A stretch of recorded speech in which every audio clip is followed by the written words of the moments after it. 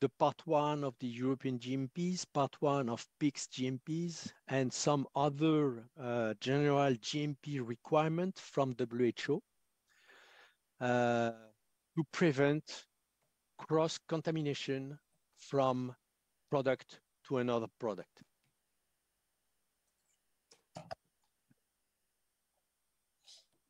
The main pillar, and this is really important, is quality risk management. So here we have a picture which is well known by everybody. It's the process to identify and to review risk management. One point here, there is a change which has been brought by the revision 1 of the DICH Q9, which is under approval at the moment by regulators. And instead of risk identification, we start with hazard identification. Then we move to risk analysis, risk evaluation. When the risk is evaluated, we can move to risk reduction and go to the risk acceptance. This is the risk we accept to manage, which is acceptable for our company, which is acceptable as well for the patient. And then this risk acceptance will need to be communicated in our companies to the top management, but as well to our peers in our facilities and to the shop floor workers. Like that, they will understand why they have to apply the procedures and why we ask them to have some aseptic processes behavior when they are doing sterile products.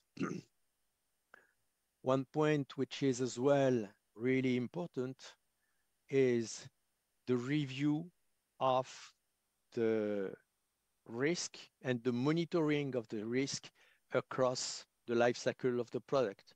Not every 10 years, but on a regular basis, based on your experience, based on the requirement of your product. And then we can reevaluate the risk, make maybe new reduction or new information. And with that, we keep the process under control.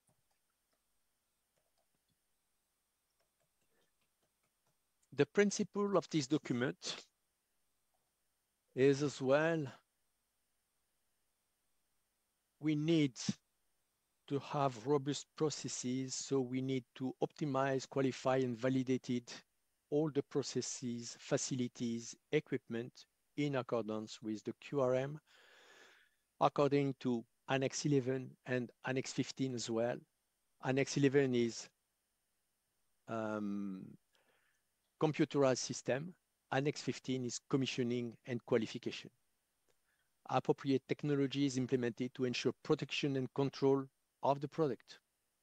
For the personnel, we need to have appropriate skill, training, attitudes with specific focus on protection of sterile product. And we need to have processes well understood and monitoring well done. And for that, we need to have a full knowledge of our processes and why we do monitoring and what are the key points on this.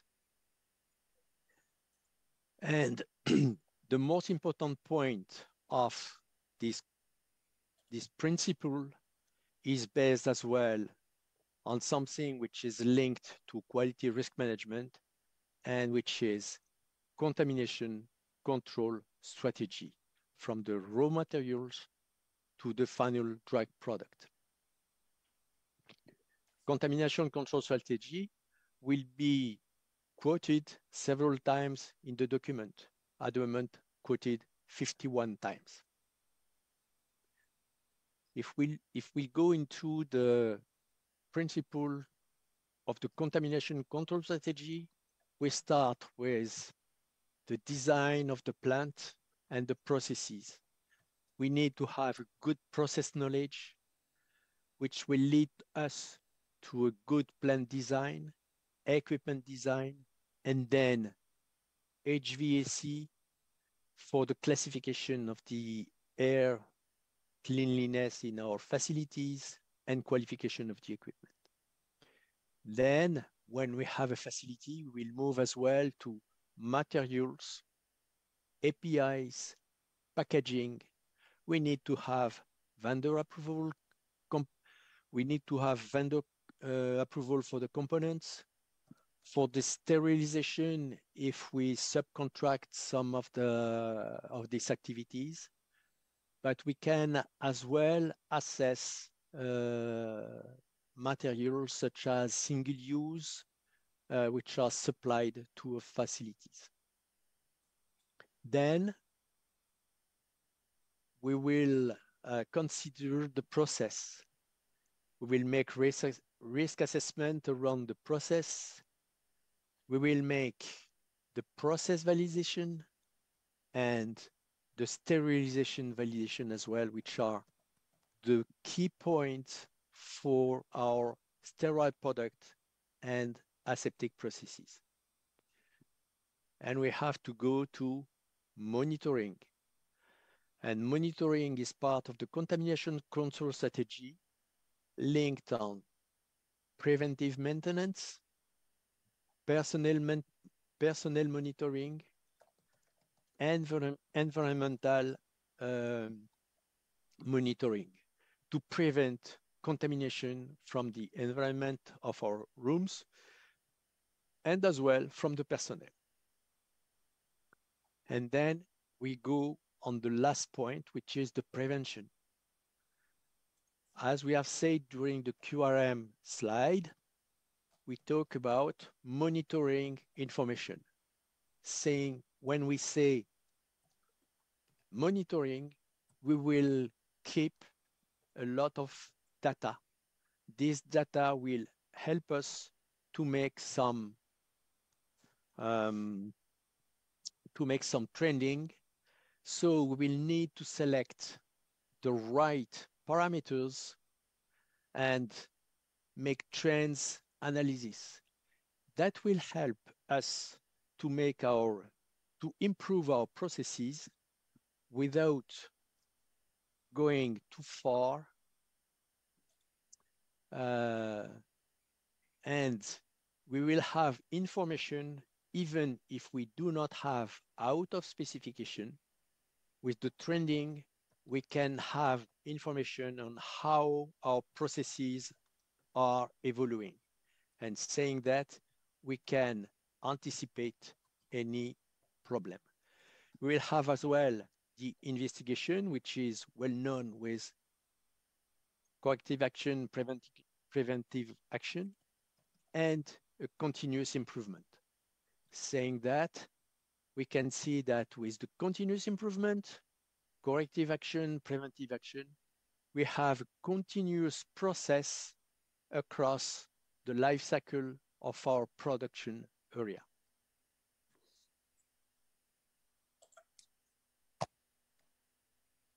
So I will not cover all this slide. I will go just on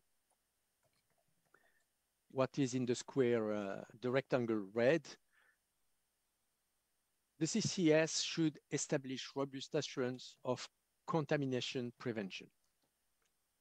Where existing control systems are in place and appropriately managed, this may not require replacement, but should be referenced in the CCS and the associated interaction between systems and should be understood. This is really important. This is something which has been assessed, reviewed during many conferences,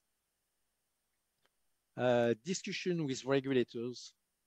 Do we need to make a full new documentation for the contamination control strategy? At the moment, we have facilities in which we are doing control production we are doing monitoring. We are monitoring our staff, production staff. We are monitoring our products. We are monitoring the cleanliness of air in our facilities. That means that we have a lot of data and information across our facilities. Don't do again the work. Just make kind of overhead document, and this document is linked to all the different parts of your monitoring system. And with that, you will be confident.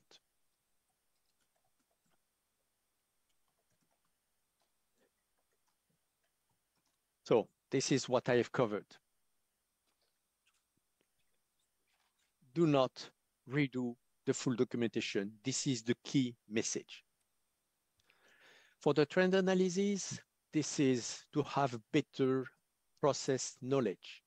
So we will have to monitor facilities, equipment, defects, which gave a lot of information, the monitoring, which will give us as well a good information on the trends of our system and the process product. All this information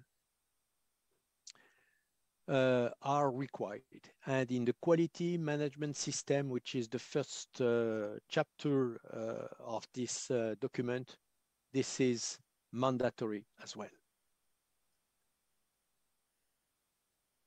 The pillars for the aseptic processes are quality risk management, contamination control strategy.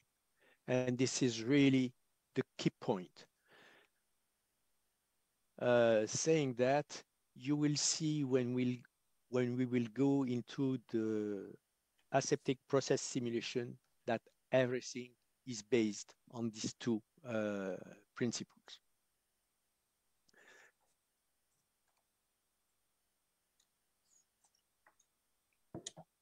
For the PQS, again, they ask for a contamination control strategy.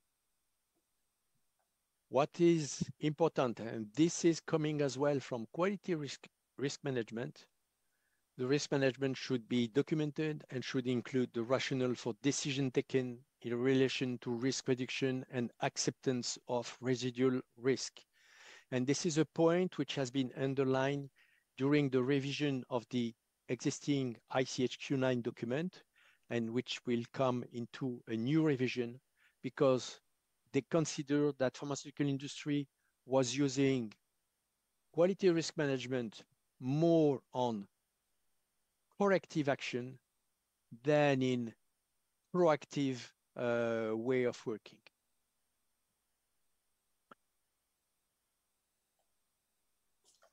So the quality risk management apply to the entirety of the Annex 1, and based on ICHQ9 under revision, the TRS 891 Annex 2 WHO gave as well some point on quality risk management.